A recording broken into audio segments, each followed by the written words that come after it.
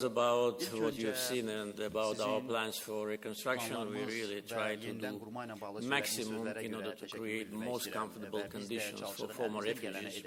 They deserve it because they lived in difficult conditions for 30 years. And it was not only physical conditions, but also psychological situation of people who were deprived from their homes for 30 years. And they lived waiting for the time when they can return. And now, when we liberated the territories, we do everything in order to speed up the process with full understanding about the dangers. As you mentioned, the mines is a major danger, and at the same time, we want to do everything properly. We want to process to be as fast as possible, but with understanding that it must be done using the best architectural experience, the best technology, including green technology, and the best conditions for living. Actually, liberated territories will be a kind of a demonstration of a new approach in building of cities. So I think this experience will be very useful for many other countries and many cities which face more or less the same. But for us, of course, the most important was to provide former refugees with decent conditions, with jobs. And by the way, I'd like to tell you that employment is also one of the important areas which we concentrate while planning the return process. So most of the people who have been returned already, they have jobs, and this once again demonstrates that the approach is absolutely comprehensive. With respect to your question, I'd like to say that during these 3 years after the end of Second Karabakh War, on several occasions I publicly stated that we consider Armenians living in Karabakh as our citizens.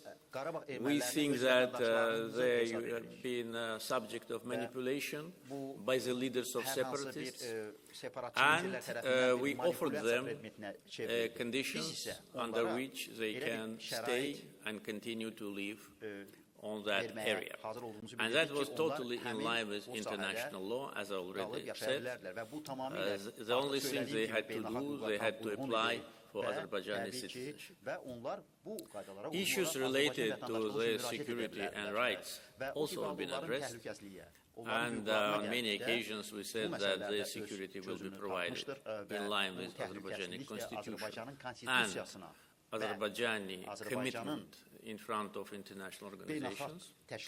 And with respect to their rights, also we publicly stated that their rights also will be provided based on that. The process was taking a long time, and then we realized that there is a kind of a barrier between us and Armenians in Karabakh. Whether that barrier was built by Armenian government or local separatists, I don't know. But then we decided to start talking. And I appointed a special representative of President, one of our members of parliament, and assigned him with a task to start to talk with representatives of Armenian community. And even we agreed that the first meeting will take place in Khojaly at that time, still under occupation, in the premises of Russian peacekeeping forces. So that meeting took place. That was the first meeting where we made a proposal that we want them to stay and to integrate. And the word reintegration, which I use many times, unfortunately, was met with a kind of irony, both from Armenian government and also from separatists, the same separatists who now wait for the verdict in detention center. Our proposal was to organize a second meeting in the city of Yevlakh, which is very close to Karabakh area, less than 1 hour drive, and to have these meetings regular.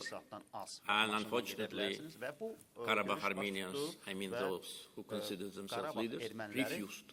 So many times, at least twice, we made a public statement that we invite them, and they refused. So there was no contact, so they didn't want even to talk to us. And then we decided to go through different channels, so we made it public. We made public our proposal for reintegration. And it was published. You can find it. Anyone can get acquainted with that. We opened the reintegration electronic portal where everyone can register as a person who wants to get Azerbaijani citizenship.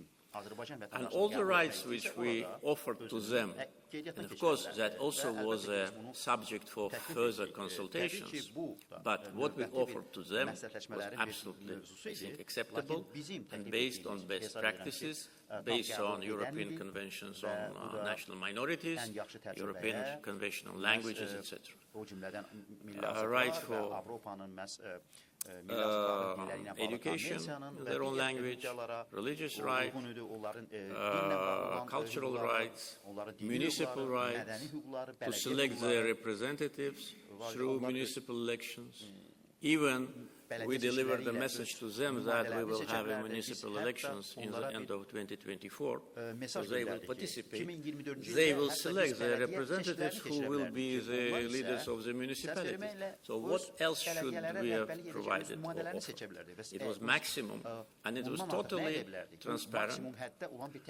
This proposal was sent by us to those capitals which wanted to be mediators, European Union, Brussels, and Washington. So we did it absolutely transparently, but the answer was no. And you know when they agreed to meet? Only after 20 September. So after September 20, when already we had to use force in order to restore our sovereignty, the representatives came to Yevlax. And they came twice, not once. And the question is, why didn't they come before? If they came before, there would have been no need for anti-terror operation. So this is the history, the recent history. So what about now? Now this proposal is on the table. Our electronic portal is functioning.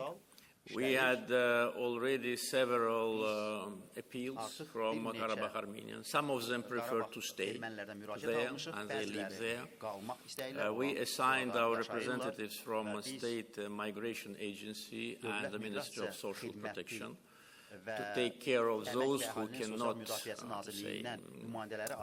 provide their own,